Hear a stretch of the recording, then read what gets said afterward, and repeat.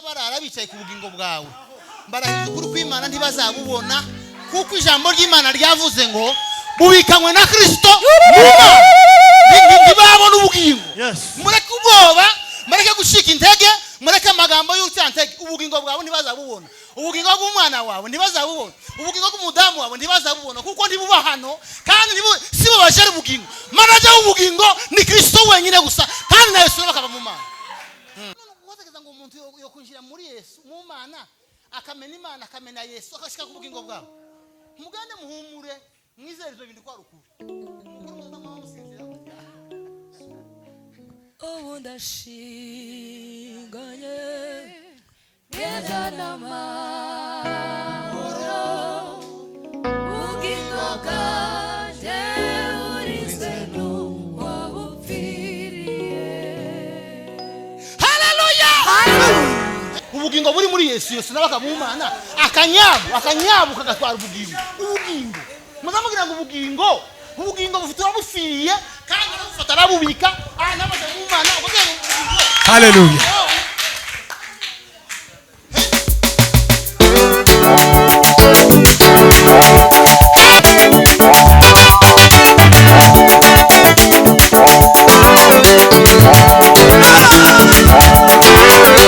Nguza umunezeza muri byose. Habe n'igihe utoreye mu nzu y'umuntu uzubanza utekereze ngo se ko ndanezeza umwana. N'igihe uri mu cyatinga kuri telefone uzuvuga ngo akwiza icyati zanje n'aya audio ndimo kohereza ariko aranezeza umwana kuko yavuze ngo mumunezeze akana muri bike muri byose. Nibajya bose wirwa bikwanga ngo kuri kwanga ku bugingo bwaje kuko ndi wobubona kuko ndi ntuzabona ubugingo buri muri Yesu. Yesu nawe akaba mu Mana kuragira ngo uzinjira muri Yesu uwinjire no mu Mana ukuri mu bugingo bwaje tibidi waba wasaza kandi n'ubwo wabaye gute.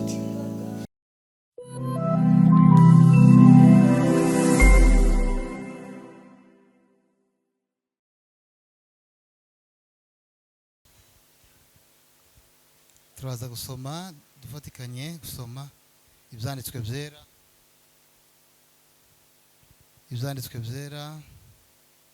ni mu rwandiko rw'Abikolosayi ibice 3 n'umurongo w'8. Turaza kurangiriza ku murongo wa 11. Ninde muntu uzi gusoma neza yihuse kandi akabisoma neza abantu bakumva kandi nimba ndaho hari ngerageze nasomera pastor abizi hari Abakolosayi rwandiko rw'Abikolosayi ni ibice 3 umurongo wa 8 tugeze ku murongo wa 11. Ni murongo wa 8 ugeze ku murongo wa 11. Ego buheza microphone papa kugira ngo abantu bumve kuko iyi niyo message ikomeye. Aravuga gutya ngo Ego ariko none mwiyambure ibi byose. Ariko none mwiyambure ibi byose. None umujinya n'uburakari n'igomwa no gutukana kandi ntihakagire amagambo ateye isoni aturuka mu kanwa kanyu. 9 ntimukabeshane ubwo mwiyambuye umuntu wa kera n'imirimo ye. 10 mukambara umusha uhindurirwa musha kugira ngo agire ubwenge kandi ngo ase n'ishusho y'iyamuremye. Amen. Imana igumugisha. Dushimiye Imana iduhaye umwanya mwiza kugira ngo tubashe kuganira ijambo ry'Imana. Imana yacu nishimwe cyane. Amen cyane. Haleluya. Dushimiye Imana ko twongeye kugera hano mu muhana kandi twarazindutse kuko babivuze igihe cyari kibaye kirekire kandi mu by'ukuri twari tubakumbuye cyane. Imana ihabwe icyubahiro ko twongeye kubonana. Amen. Shimiye Imana ko bakecuru babivuze abamama baje gutegerera mbuga Imana aba bantu muza mubafata neza mu gitaramo mu bagaciro wa mugani yabivuze n'abamama bacu nibo batubyaye ariko bazabaza amateraniro mwarabo kuza mubaha akaririmbo karirimbo k'abantu bakuru hose habera heza inshuti zibana zirakunda na neza zibana kubona umuntu wabaririmba neza nimuzamurijwe iyi si ipirizwi ni igitaramo cy'abera siko hose habera heza inshuti zibana zirakundana neza zibane na Yesu. Imana ibaha umugisha. Hari uwaruvuze ngo ngani muharirimbe nta kibazo ni mu minota yanje kubana kwabo kwiza barahugurana ngo bekurwa mu cyaha babona amahoro ngo bekurwa mu cyaha babona amahoro umuguha tara abo mwisi bose ngo bazabishorimwe n'umwungera umwe ngo bazabishorimwe n'umwungera umwe. Haleluya. Mwumvishije ukuntu nari ngiye nategereje ko turirimbana igitero kimwe bariyongeza ngo turangize sinzi undi mama wiyongeje kandi gana amateraniro kandi twomubwira ngo reka kwiyongeza kuko twese turayasangiye nta uyafite muri tabi kurushundi. Haleluya. Sinzi ukuru ya kandi kangusho n'inguvu ngo kubana kwabo kwiza ngo barahugurana. Haleluya. Shimiye ubuyobozi guhera kuri perezida nabo bakorana Imana ibaho umugisha. Ni inshuti zanje kandi muzukuri kutugirira icyizere kugira ngo tubashe kuganira mu by'Imana. Shimiye Pastor Furaha ni inshuti yanje. Shimiye mwene data Jimmy, Pastor Jimmy yabivuze ni inshuti yanje pe. Nza kubasura bypass iriya tugataramana kandi tukagwa neza n'umugabo uzugwa neza kandi agira umutima mwiza. Jimmy sindyarya tagira uburyarya ya ukama kubwira icyo wakoshe ataca hirya. Imana igumugisha. Shimiye Evangeliste Gatabazi kolege wanje twariganye tukira abana batoya yemereke turi kuvuga abantu siko kuvuga abantu ngo tubahetse kuko bose abantu benshi siko kimpagurukijeka ariko cyane cyane abo tuvuze nabo tavuze si impamvu zuko hari uwo tugize dusubije inyuma. Imana ibaha umugisha. Imana ibaha umugisha. Some ijambo tuve gusoma ni rumwe mu nzandiko Paulo yandikiye amatorero kuko hari inzandiko yandikiye amatorero, hari inzandiko yandikiye abashumba, hari inzandiko yandikiye abantu ku giti cyabo. Kuriya ko ari 13 zigabangije mu bice bitatu. Inzandiko yandikiye amatorero. Haleluya. Nuguhera mu Baroma, Abakorinto ba mbere, Abakorinto ba kabiri, Abagalatiya, Abefeso, Abafilipi, Abakorosayi, Tesalonika ba mbere n'abakabiri. Izo nzandiko nizo yandikiye amakanisa. Kandi uko byageza bimera zageza zimara gushika zigashikira mu mabiro y'abapasteri. Abapasteri bakazicekinga neza bamara kuzicekinga bakabanza bakamenya neza message Paulo yanditse. Hari zimwe kubera impamvu za message zari zirimo bitabaye ngombwa ko zisomerwa kuko cyo gihe abantu bari barize bari baki bageza bafata umuntu agahagarara hano agasoma inyaraka yose. Amen. Akamasoma inyaraka yose guhera kugeza yandika ngo ndabandikiye njyewe Paulo imbata y'umwami wacu Yesu Kristo nk'uko Imana yabishatse kandi nk'uko ubuntu uboneka muri Kristo Yesu buri. Haleluya. Ndabatahije mwe bw'itorero ry'urunaka ubuntu n'amahoro bibe muri mwe biva ku Mana Data no kuri Yesu Kristo.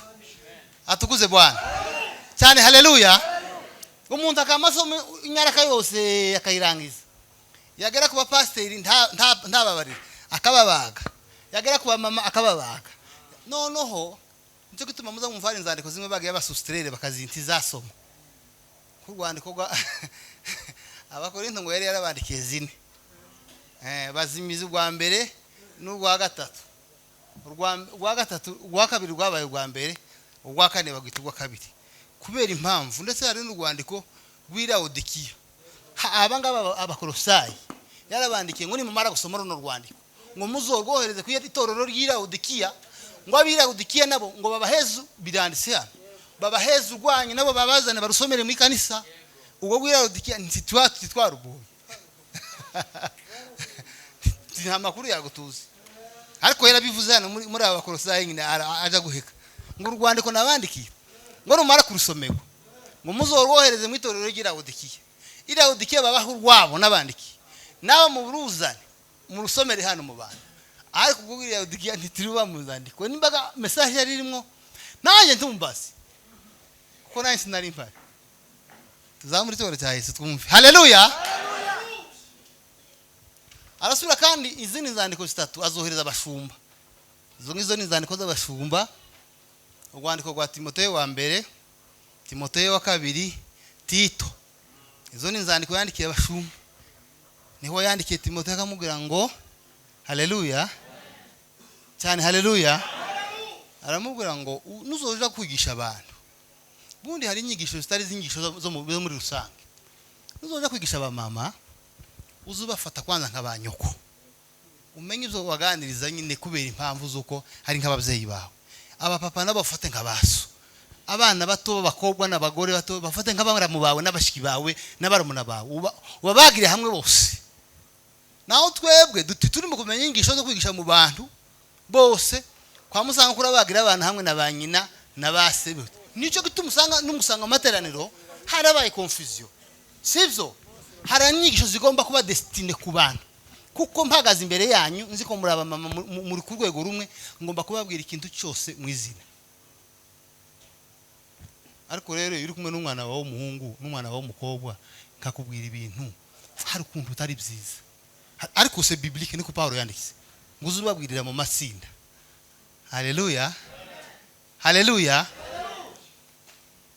icya gatatu yagiye avuga byinshi nibyo yagiye abahugura ariko izo ni zandiko yandikiye abashumba niho hagiye yageza yatanzandikiye Tito azandikira na Timoteyo aravuga ngo umuntu niyifuza kuba umwepiskopi yeme ngo abayifuje umurimo mwiza pe ngo ntakiba umva hano umuntu wese wifuza kuba umupasiteri ngo abayifuze umurimo mwiza ngo ariko rero ndore bikurikira amen ngo abatari umuntu uzakunda ifaranga dufite abapasiteri ututuba ifaranga ngo umungwire ngo nzanire ifaranga i Rwanda tizishiki titubafite abapasiteri sinaje kwigisha abapasiteri ariko uko turaganira ni gitaramo haleluya icya kabiri ngo uzubareba neza abatari umuntu wemeye vuba azaba ari umuntu utinze afite ka experience kameme icya gatatu ngo abatari umuntu w'umunyarukonikoni muvuganye kera akabara kuburiye ati bene uwo muntu ntabwo agomba kuba umwepiskopi kandi ngo azaba ari umugabo umugore umwe siko cya gatatu ngo bazi gutegeka abantu bo mu wiwe neza kuko ngo ndabonanirwa gutegeka mu rugo wiwe ngo yamara ategeke amwikakanisa cya kane ngo batari umunyarugomo ufite abantu b'urugomo mu ikanisa bikomeye sinzi impamvu mbivuze gusa sinari nabiteguye kubera kuko ni igitaramo kandi sinahawe izo ndi buvuge ni ushake no bumva gutya nkavuga gusa isazanye zagera karekira aho ngaho haleluya ntibiya bibafasha se umwepiskopi kugira ngo ubuzifuje nta kibazo ariko kandi ndore ibisaba urugendo rwo kuja i Babuloni twahuye n'intambara kubwo guhumurizwa n'Uwiteka. Ewe wa musozi muremure we, ubona wakora iki imbere ya Zerubabeli ukakuba ikibaya. Tuzamutura cya Yesu. Haleluya! Uru rwandiko rero ariko tuvugaho. Uru rwandiko arwandikira abakolosayi, yarwanditse afunzwe kandi arwandika kuba impamvu zibiri gusa. Amen. Amen. Epafra na Onesimo bamuganiriye amakuru kandi Paulo ntiyari yarabwirije butumwa, ariko ngo bamuganirira amakuru y'itorero ryafunguwe i Kolosayi. Ngo bamubwira amagambo abiri, amubwira ngo abantu barizeye Imana, icya kabiri bakunda bera. Haleluya! Afata urwandiko ararwandika kandi nabwo arugabura mu bice bibiri. Igice cya mbere n'icya kabiri avuga amakuru ya Yesu, umurimo wa Yesu nabo twagizwe muri Kristo Yesu. Igice cya gatatu n'icya kane avuga ijambo rimwe gusa, avuga ko ari ubuzima busha twaboneye muri uwo Yesu. Tuzamutubara Yesu kandi. Haleluya! Bwana sifiwe sana. Igice cya mbere kugeza kuva ku murongo wa mbere kugeza ku murongo wa 9 yari presentation nk'umuntu wese umuscientiste ntiyopfa kwandika irwandiko uti presence. Ari presente avuga ko ari Paulo imbata y'Umwami Yesu kuko Imana yabishatse, kandi kimaze kumva ibyanyu mbibiwe na Onesimo sinabwirije ubutumwa iyo ngiyo, ariko numva ukuntu mwizeye Umwami Yesu, menya n'ukuntu numvise amakuru. Haleluya! Menya n'ukuntu mukunda bera, niyo mpamvu mbandikiye. Haleluya! Aravuga ngo kuva ku giti cya mbere kugeza ku murongo wa mbere kugeza ku murongo wa 9, ngo agare ku murongo wa 9 sasa ku murongo wa 10 nzavuga ko ari yafunguriye sefe. Sasa atangira kuvuga ibintu biwasi ku 10 yamababwira. Haleluya! Ngo mugende nkuko bikwiriye ab'Umwami, mumunezeza muri byose. Bana sife sana, mwera imbuto z'imirimo myiza yose kandi ngo murushaho kumenya Imana. Mugende nkuko bikwiriye ab'Umwami. Ukuntu turi mu kugenda birasa n'ibidakwiriye ab'Umwami, kandi turi mu kumunezeza, ariko ngo uzumunezeza muri byose. Habe n'igihe utoreye mu nzu y'umuntu uzubanza utekereze ngo se ko ndanezeza Umwami. N'igihe uri mu cyatinga kuri telefone uzuvuga ngo akwiza icyati zanje n'aya audio ndimo kohereza, ariko aranezeza Umwami kuko yavuze ngo mumunezeze apana muri bike muri byose. Haleluya! Munezeze Umwami muri byose kandi ngo mwere imbuto z'imirimo myiza yose, ngo nimara munguke. Nyungu yindi nyungu iyo mwabaye gutyo, inyungu nimwe muzamuka kumenya Imana gusa. Tuzamutura cya Yesu. Haleluya! Kandi ngo mushima Imana data wa twese waduhaye kuraganwa na bera umurage wo mu muco. Umurage wacu ntabwo ari mu mwijima, umurage wacu ni wo mu muco. Bwana sifiwe sana. Kuko ngo ari we ngo wadukuye mu bubata bw'umwijima itujana mu bwami bw'umwana wayo. Ubu ngubu turi mu bwami bw'umwana wayo. Yaravuze ngo ko niwe uzohasoma icyo gice cya mbere. Muri we niwe yanavuga niwe tangiriro, niwe mfura mu bazutse, niwe mutwe w'itorero, niwe mfusho y'Imana itaboneka. Kuko ngo muri we nuko usazavuga muri we ni Imana yaremeye ibintu byose, ngo byaba ari zo mu isi, ngo byaba ari zo mu ijuru, byose byaremewe muri Yesu. Kandi ngo utangaza ngo ni Yesu wabiremye, kandi ngo biremegwawe. Zamutura cya Yesu. Haleluya! Ndiko uko niko byanditse, kuko byose byaremewe muri we, kandi ngo niwe wabiremye, kandi ngo niwe tangiriro, niwe mfura mu byaremwe byose, ni nawe shusho y'Imana itaboneka.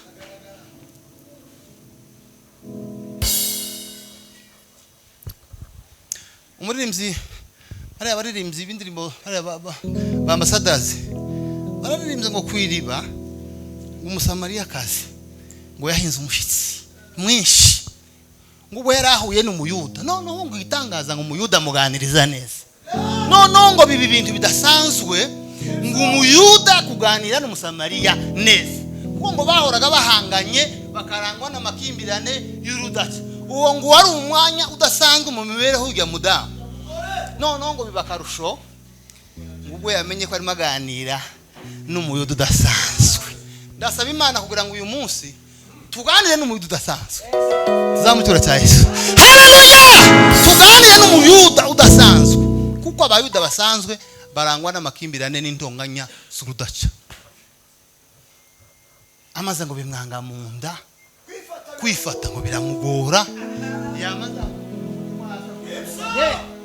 Fuye na Messi.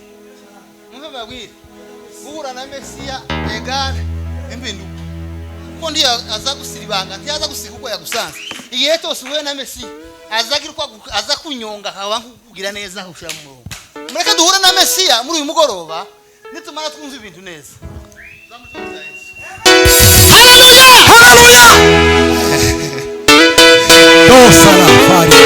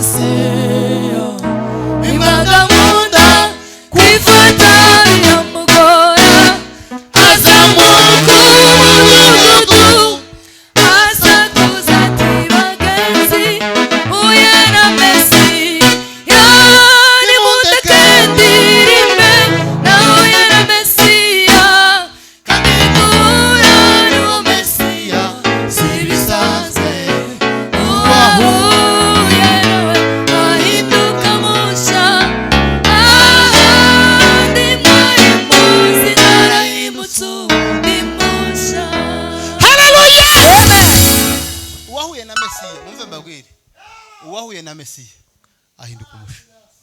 Uwahuye na Mesiya ahinduka musha. Hazaba impinduka muri wewe. Igihe uvuga bazababimenya, igihe ugenda bazabimenya, igihe ukora communication muri telefone ni ukuri bazamenya ko wahuye na Mesiya. Haleluya! Igihe ukora chat zawe kuri telefone umuntu azareba gusa habe uziko na chat naratangaye. Uziko na chat gusa kwandikirana uzumenye umuntu wakwirengagije. Atana kupi hari kumuza mbona ni ibintu bikomeye turimo. Uzo wandikira umuntu ukabamenye umuntu wakwishimiye n'uwakwirengagije kandi atakubwiye. Ni message tuzubibona uzaza bivuga ngo uyu nawe ni gitangaza sinzosubira kumwandikira kubera kunda yansubishe nta byishimo bibirimo. Wahuye na Mesiya cyateziwe abantu bazamaze. Amen. Uzamutoye cyane. Haleluya. Mundu yararirimba aravuga ngo abumva ndirimba buri munsi ngo bambajije impamvu usubira mu magambo. Ate sigorigota musaraba niyo ndirimbo ugira yonyine. Wowe uzuririmba gore gatabusigiye cyose kumanywa n'imugoro. Nta indirimbo ndi ocisha mu yindi ndirimbo. Arababwira ngo ntabwo rukurijana. Nta nubwo nabuze amagambo. Ahubwo igorigota ku musaraba. N'inkomoko izuzuye umutima. Nibyo naririmbaga ko ndirimba biri mu mutima. Zamutima cya Yesu. Haleluya! Abumva ndirimba buri munsi bambuze impamvu nsubira mu magambo. Ese igorogota ku musaraba niyo ndirimbo yonyine ntabwo ari ukurikanzo cyangwa kubura amagambo ahubwo niyo ibyuzuye umutima. Tuzamucyore dutereza hariya. Haleluya! Haleluya! Haleluya! Bwana sifiwe sana. Reka mvuge irindi jambo rimwe ku gice cya kabiri. nimara tugerera twasomye cya gatatu dusoze. Haleluya. Cya kabiri yababwiye amagambo ateye ubwoba. Arababwira ngo nukandi namugo mwari mupfuye muzizi ibyaha n'ibicumuro byanyu. Yego. No kudakebwa kw'imibiri yanyu. Ngo nuko ngo yabazuranye ngo yabahinduranye bazima na Yesu. Ngimaze kubabarira ibyaha byanyu ngo ihanagura urwandiko rw'imihango rwabaregaga iraruhanagura apana bona zivuye cyane atukuza urwandiko rw'imihango rwaturegaga iraruhanagura ngimari rukuraho irubamba ngo nawe ku musaraba ngimaze kunyaga abatware n'abafite ubushobozi ngo ibivuga hejuru kubw'umusaraba irahemura yabahemura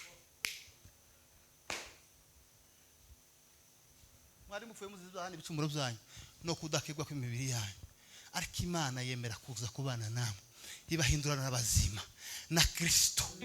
Bwana asifiwe sana. Imaze kubabarira ukunguku mwarababariwe kwa neema kubwa kweli tumekombolewa sisi wanadamu kwa neema haleluya kwa neema kubwa kweli tumekombolewa sisi wanadamu kwa neema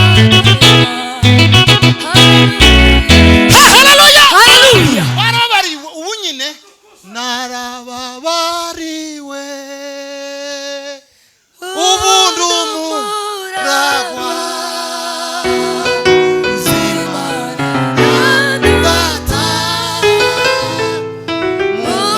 mugambigizo. Haleluya. Imaze kubabarira ibyaha byanyu ibahindurana abazima na Yesu kandi ngo ifata urwandiko rw'imihango rwaturegaga irubanza kurukuraho maze kuruhanagura irukuraho ubu nta rwandiko rw'imihango ruturega habe naru kuko rwavuweho ruranahanagurwa hati ya mashitaka na hukumu hilifutwa nta umva mbabwira ubwo rwandiko rwarahanaguwe kandi rwakuweho n'amaraso ya Yesu Kristo. Ubu nyine byo gusa confusion ziri mu mitwe yanyu niwizera ibyo ngibyo ko byakozwe ari ukuri n'ukuri mbabwiza ukuri kw'Imana uzakizwa. Tuzamutoye Yesu. Haleluya. Nukuri. Bwitiza gatatu nawe reka mvuga irindi jambo rimwe. Aravuga ngo nuko namwe ngo nimba mwarapfanye na Yesu. Nimba nibyo ni rero mvuye kuvuga. Nimba mwarapfanye na Yesu muzamushaka ibiri mu ijuru. Ibiri mu ijuru aho Yesu yicaye iburyo bw'Imana. Kandi ngo muhoze imitima yanyu kubiri hejuru apana ibihano kwisi. Kuko ngo mwapfuye ubugingo bwanyu bukaba buhishanywe n'ubwa Yesu mu Mana kandi nguko Kristo ari we bugingo azerekanwa kandi ngo natwe twerekanirwe muri we turi mu bwiza. Kristo ni we bugingo. Bwana asifiwe sana. Utekereza ubugingo bwafashwe bugashurwa muri Yesu, Yesu nawe agashurwa mu Mana. Ubwo utekereza ngo ubugingo bwawe hari uwo bukuramo nta ufite umva mbabwire ubugingo buzabugabwa mu bitero bijya bitero yose muzi tugira baza bahiga ubugingo ariko ntibubugeraho kuko buri ahantu hariho security iteye ubwoba. Nta muntu wo umva mbabwire ngiye kubasomera ubunyine muri aya materaniro nibajya bose wirwa bikwanga ngo kwanga ku bugingo bwanjye kuko ndi wobubona kuko ntuzabura ubugingo buri muri Yesu. Yesu nawe akaba mu Mana kuragira ngo uzinjira muri Yesu uwinjire no mu Mana ukore mu bugingo bwanjye tibidi waba wasaze abe n'ubwo wabaye kuti mutanga bugingo we ni ubugingo. Yesu niwe representa ubugingo niwe bugingo niwe nyiri bugingo niwe uzaho buba wenyine gusa kuko bahishanywe ubu ndashinganye genda n'amahoro ubugingo bwanjye burizwe n'uwabupfiriye. Haleluya. Uranafashije ubugingo ahantu ubugingo buba tukaza kumva akanyabo gacayingwa ngo ubugingo buragiye akanyabo ko twara ubugingo buri muri Yesu. Yesu nawe akamumana akanyabo kagatwara ubugingo muzamugira ngo ubugingo bufite abufiriye kandi arabufata arabubika n'amaze kumumana ubwo. Haleluya.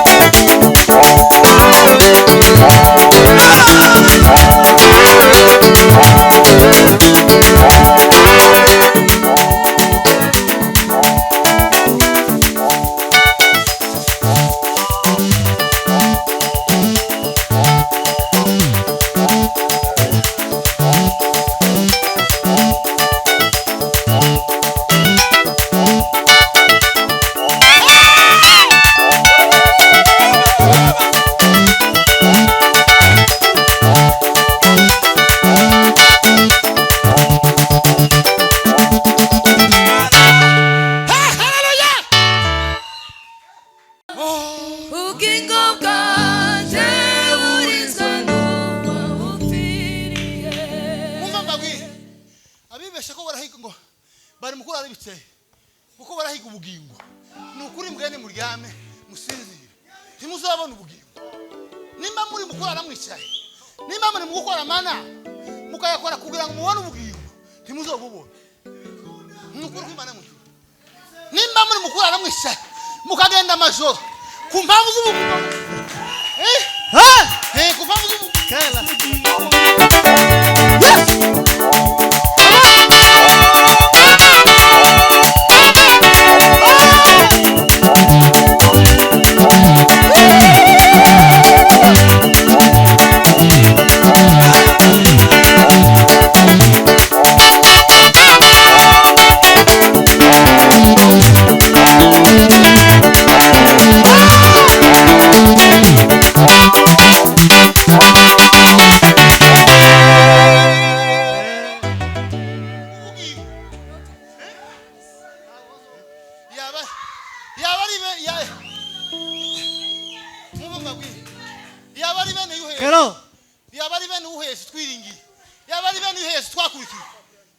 Ubu ndashinganye genda n'amahoro ubugingo bwanjye burizwa n'uwabupfiriye. Mbabwije ukuri kw'Imana, mbabwije ukuri kw'Imana kandi ndarahiye mbabwije ukuri ntiwabona ubugingo. Nimba uri mukuru hari ugenda amajoro wakora amanama kugira ngo ugere ku bugingo uzagera ku bindi, ariko ubugingo burinzwa n'uwabupfiriye. Zamutuwe cyane. Haleluya! Yego. Niko bimeze. Ubugingo uzabona ibindi kandi uzagera ku bindi, ariko mbabwije ukuri kw'Imana y'umujuru ntushobora kugera ku bugingo kuko ubugingo ahantu buba wowe ndi wohagera. Ubugingo buri muri Kristo, Kristo akaba mu Mana, ukagira ngo ubugingo cyangwa umukunga nta kibazo.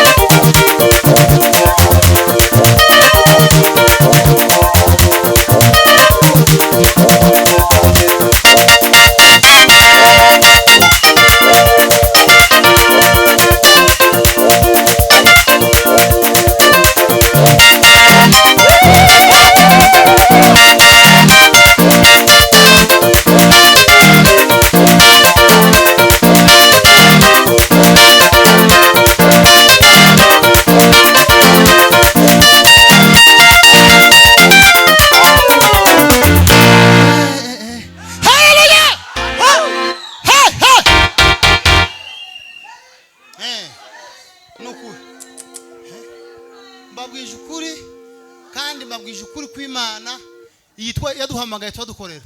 Mugende muryame muruhuke muryame mu mazu yanyu. Ubugingo ntiburi hano. Ubugingo ntiburi hano. Kandi nabaza barara bicaye ku bugingo bwawe. Mbarahiye ukuri kw'Imana ntibazabubona kuko ijambo ry'Imana ryavuze ngo bubikanywe na Kristo. Ntibabona ubugingo. Mureke ubwoba, mureke gushika intege, mureke amagambo y'urucyantege. Ubugingo bwawe ntibazabubona. Ubugingo bw'umwana wawe ntibazabubona. Ubugingo bw'umudamu wawe ntibazabubona kuko ntibuba hano kandi sibo bajera ubugingo. Manager w'ubugingo ni Kristo wenyine gusa kandi na Yesu bakaba mu Mana. Nukuri kw'Imana mwijuru. none se twaba twarizeye imana y'igicupuri imana y'igicupuri imana idafite imbaraga ku rwego umuntu yaza muzamugira ngo ubugingo nakandu benda kaka kari kuku noza ngamafata kaka mushwari cyangwa kana telefone kabira benja ngumpeza ukuranga ngo umurozi tuvuga gutyo yoza kinjira muri Yesu ngo mpeza ubugingo bwange nganye gutyo kurabona ngo zoshoboka sha none muzamugira ngo twizeye imana yo gupfa kwizera gusa muzamugira ngo nakamana benda kaka nimba bizanditswe twizeye ari ukuri mureke tubyizere tumenye neza ko ubugingo bwacu bubitswe na Yesu mu Mana kandi nta mwana w'umuntu Yesu yaravuze ngo ntawuba nukuri ngo aba wambaye ngo ntawaba bavuvunura mu kitani cyo habe n'umwe yabameze gute haba bavuvunura ntibishukuvu ntawafunikura ujya bavunira oki n'abantu bafata bakuremo none ubwo abantu bwi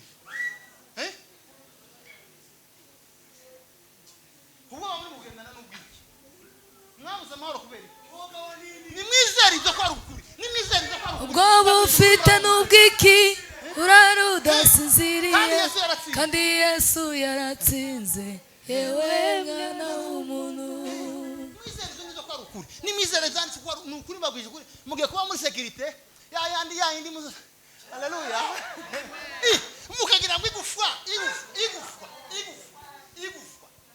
yo kwa rukuri igufwa rifite kuza Yesu ingobere muri Yesu igufwa rikinjira rigafata basha gusa mwotera ibitero mukagaba ibitero ku bugingo ariko nimuzo kubona mwohungabanya umubiri wanje ariko ubugingo bwanje mbavuze kuri bufitwe niya bufite haleluya nukuri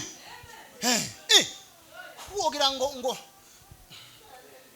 ubu ndashinganye gendana mahoro ubugingo bwanje burizwe n'uwabupfiriye Yesu Kristo gasi sakantu benda kaka feke woza ko bango mpeza ubugingo nkeneye ubugingo muzamubeshwa mbabwije ukuri kw'Imana ubugingo bufitwe na Yesu kandi yaza kuba kubushake bw'abantu cyangwa imigambi bimwe ya Satani ubugingo bwacu tuzoba tukibufite ariko ku mpangu z'uko ubugingo bwacu bubitswe na Yesu mu Mana nicyo gituma duhari tuvuga tukagenda tugashikama tugakora kuko ubugingo bwacu buri muri Kristo Yesu mu Mana haleluya nukuri kw'Imana hefo yanditse yewe yamavuga ngo kandi nkuko Yesu ari we bugingo nukuvuga ngo niwe bugingo ngo umunsi umwe ngo azerekanwe natwe twerekananwe muri we ngo turi mu bwiza bw'igitangaza Yohana yaranditse Yohana wa mbere 3 ngo nimurebe urukundo ruhebuje ngo data wa twese yadukunze ngo bwatumye twitwa abana b'Imana arongera hepfo aravuga ngo kandiga niko turi nakoza nkunda gusa mwogira ngo none nisiroga mwogira ngo namapoke yamavuga ngo kandi niko turi ngo bakundwa ngo ubu noneho turi abana b'Imana kandi uko tuzosa ntikurerekana ariko iconzi neza iconzi iconzi neza iko Paulo yandikiye abakorinto aravuga ngo Adamu wa mbere yaje ari umuko utanga ubugingo yaje ari ubugingo buzima yaje ari ubugingo buzima Adamu wa mbere chose grave no Adamu wa kabiri iwe no haza ari ubugingo kandi afite ububasha gutanga ubugingo ngwaza ngo ari umwuka utanga ubugingo mutanga bugingo we nyiri butungane we utanga ubugingo we nyiri muntu bwishi we mbere ukundugira neza nyiri ubuntu bwishi mbegu kunagira neza musa wasina namwita haleluya mutanga bugingo we niwe nyiri distributeur ubugingo aza bufata kabuguhweza kandi yabuguhaye nta muntu wo bukwaka tibishoboka muzamurika ubwoba tube mu nzu y'Imana twarashize ubwoba uyu munsi ntiwongere kubura amahoro mu mutima uzuvuga ko data ni wenyine umva ubugingo ntawubwira ahantu uri burabise kandi ufite sekirite yose sekirite ya umva mbabwire sekirite sinzi ko gituma ntize ku bugingo. Haleluya. Ahantu buri sekirite bufite ugenda uryame uruhuke. Haleluya. Abikwanga ku bugingo bwawe kurahiye ukuri kw'Imana devant les caméras ntibazabubona kuko aho buba nimba bitweze iri jambo twizeye ari ukuri atari ibintu gupfa kuzana gusa ngo masiroga tuzi nimba twarabize ari ukuri uryamusinzira ubugingo bwawe ntiburi hano.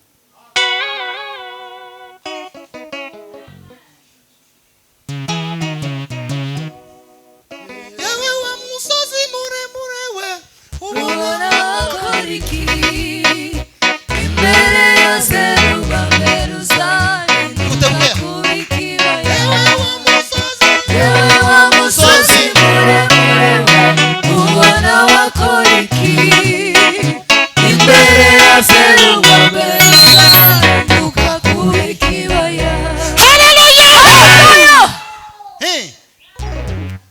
ngoye ngo ntakabyare ngo turavuze ngo dushinze ngo rino hembe ngo kugira ngo ntakabyare ni ikinyoma cyambaye ubusa devant les caméras ni ikinyoma. Uzabyara uzorera abana bawe bose kandi uzobarera kuko sibo bagira ubugingo nyiri ubugingo mutanga ubugingo we harahari niba uzoguhiza kuko umutekeza ngo baravuze ngo tuzobyara kwa mugenda ngo tuzokure niba bagira ubugingo se mutanga bugingo arahari azabuguha abuhe n'abana bawe kandi muzasaza musazane nabo mumuhana kandi mugugwe neza muzamwama mukira mugugwe neza musinze kuko ubugingo bwanyu taho Imana yangu mebarikiwa eroho takazalewa na maisha imeisha mo musifua Imana yangu mebarikiwa eroho takazalewa na maisha imeisha mo musifua. Haleluya. Roho zilizokufa zikakuona zafufuliwa hapa zinaimba umejulikana kila mahali sifa ziwe kwako mwana kondo wa Mungu fadhili zako zimejulikana kila mahali. Haleluya. Sifa ziwe kwako mwana kondo wa Mungu fadhili zako zimejulikana kila mahali. Ubu ubutumwa bwiza buza bumara abantu boba mugende mukoro kuboba mukanwa munda zanyu kandi mumve ntawe ndimo mbabwije ukuri kw'Imana yandemwe ntawe ndimo bwirira abantu bamaze kumenya ngo yanyabwirire mu nta muntu ndimo mbwirira sinzi ukuntu kanaje kwanza siko nari nanateguye ariko mugende mukoro kuboba mu manda zanyu bugende mumenye ko ubugingo bwanyu utari mu maboko y'umuntu ubugingo bwanyu buri muri Yesu kandi na Yesu akaba mu Mana nukuri umuntu yobasha kwinjira nimba umuntu atokwinjirana umuntu uri mu gifaru umuntu atokwinjirana umuntu uri mu gifaru ngo mukuremo amwice muri salle de combat none wategeza ngo umuntu yo kwinjira muri Yesu mu Mana akamena Imana akamena Yesu akashika ku bugingo bwawe mugande muhumure mwizere ibyo bintu kwa rukuri mukuru umuntu amamusinzira ubu ndashinganye ngenda n'amahoro ubugingo bwanjye burinzwe n'uwabupfiriye. Haleluya. Haleluya. Muhumure tuba mu buzima bwo kudahamuka ako uba mu nzu y'Imana warahamutse wahamuka guswa muhamu nta bwoba mareke tube mu nzu y'Imana dufite nta bwoba nzogira kuko mufite nami Yesu arazize.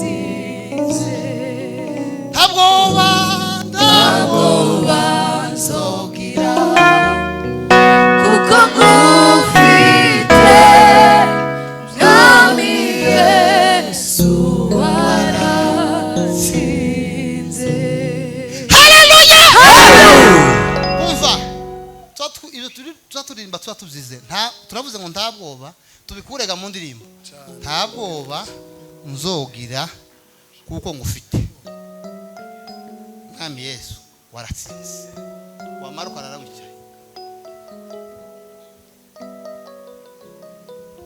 ukarara wicaye kandi wamaze kuririmba ngo nta bwoba uzogira kuko ufite umwami Yesu nta bwoba nzogira kuko ngufite mwami Yesu waratsinze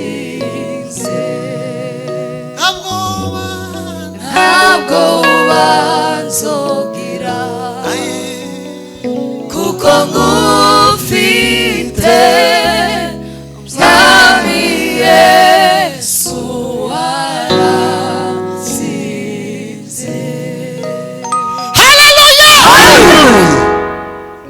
Iminota 10 ndiko ndareba iminota yanje kandi namuhagarikiza arabizi ntabwo nakuca iminota yanje zo ni itegeko twavuze ngo ubwo rero bimeze gutyo ariko twasabwe gusa utuntu dutoya tugomba kuyambura haleluya mwiyambura umujinya gusa mwe muzi Imana mudafite umujinya mwiyambure ngo n'uburakari mwiyambure n'imirimo ipfuye n'amagambo apfuye mu kanwa kanyu Paulo yandikiye Timoteyo aramubwira ngo uzirinde ari abantu bene ayo magambo iyo yavuze bazagenda arushaho gushayisha kandi ngo n'abayavuga ngo bazabaryana ku gisebe cy'umufunzo ngo muri abo uzirinde abagabo babiri Omenayo na Fereto abo bagabo ngo nabatagucya kandi bwana sifiwe sana haleluya ngo bazavuga amagambo ateye ubwoba mu kanwa kabo ariko nubwo ayo magambo ashaririye gutyo nubwo bimeze gutyo haleluya Uwiteka azabe kandi umuntu wese uvuga izina ry'Uwiteka mu kanwa muve muri izo ngibyo haleluya wanditse igitabo cy'Abaheburayo yaravuze ngo 12 nuko rero ubwo tugoswe n'igicucu cy'abahamya bangana bati ngo twiyambure ibituremerera byose twiyambure n'ibindi byaha bitwizingiraho vuba ngo dusigane ngo duteke ko twihanganye ngo dutumbira Yesu Kristo wenyine mufite ibyo mwiyambura ariko kandi reka turangize kuzo tugomba kwambara haleluya kuko ntitwosigara gutyo tiwo kwiyambura ngo ariko ureke kwambara haleluya tumufashava ngo twiyambuye umuntu wa kamere umuntu wa kera ariko ngo tukambara undi muntu musha hari umuntu tugomba kwa atukuze bwana tugomba kuba twambaye ugomba kwa ndamubona abakinyi ko bambura bazambaye costume baje gukina ariko bakabanza bakayambura bamara bakambura imyenda yabugenewe twiyambure ibitari by'Imana twambara umwenda wera iby'Imana birangwa n'urukundo n'ineza n'imbabazi haleluya mugomba kwambara kandi Paulo yavyanditse hariya mu Efeso 6:13 ngo mwambare intwaro zose z'Imana hari zo tugomba kwambara intwaro zose z'Imana ngo mwambare intwaro zose z'Imana kugira ngo mubashe guhagara mudasinzwe n'uburiganya kandi amatangira mwumve ndashoje hano hepfo ngo mukenyere kuri hano mu gituza ngo mwambare gukiranuka kisuma gikingira igituza hano muri uko kuboko kw'iburyo kw'imoso ngo mutware kwizera nk'ingabo ariko muzuzamubwe namuzimisha twatwambika tuba dushaka gutera ubugingo simvuze ko imyambi idahaba ariko imyambi itiyogera ku bugingo gusa yogira ariko reka tureke no kunayivuga ko siyo yaduhagurukije haleluya mutuza mutwara kwizera kw'ingabo uzogera kuzimya gusa imyambi kandi kuwabe na hano ko turaraswa ariko ufite kwizera imyambi kirazima haleluya muri mara mukweta inkweto ariko ubutumwa bwiza bw'amahoro ngo biteguza hano mu mutwe ngo mwambara agakiza niyo nk'ingofero ngo ni mumara ngo mutware kwizera mutware inkota y'umwuka atekeza guhura n'uwo dusubize ibintu mu munani tubanze tuve mu mwuka tubanze turebe ibintu mu buzima busanzwe tekeza guhura n'uwo muntu wambaye gukiranuka kwizera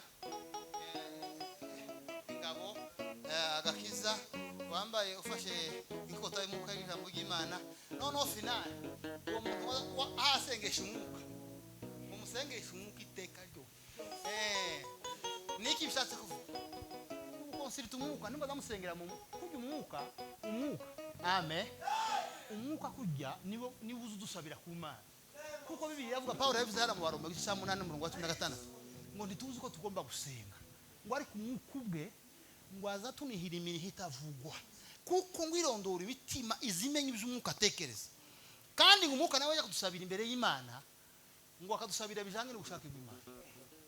Iyo udasengeye mu mwuka ugasengera mu marangamutima yawe tuzusubizwa kuko umwuka ni uzujana amasengesho akashira Imana kavuga ngo ndore itorero ko rirasabira Imana nibi kandi umwuka azatoranya mu twatundi twagito twawe twamaranga-mutima yawe iwanyu akatujugunya agatoramo le nécessaire akabizamukana imbere y'Imana kandi ngo akamatangira kuniha iminiho itavugwa mwuka akaniha akavuga ngo Mana sintaha uyu munsi udasubije mwene data iminiho dore murere nanje ndi muba yanyuze bawaye angirira ombe n'urukundo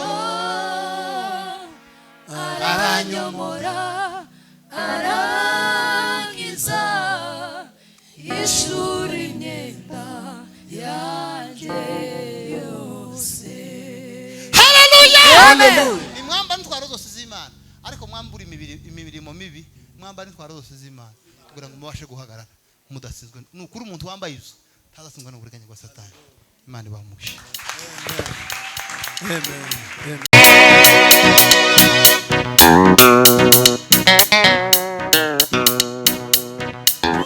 Amen.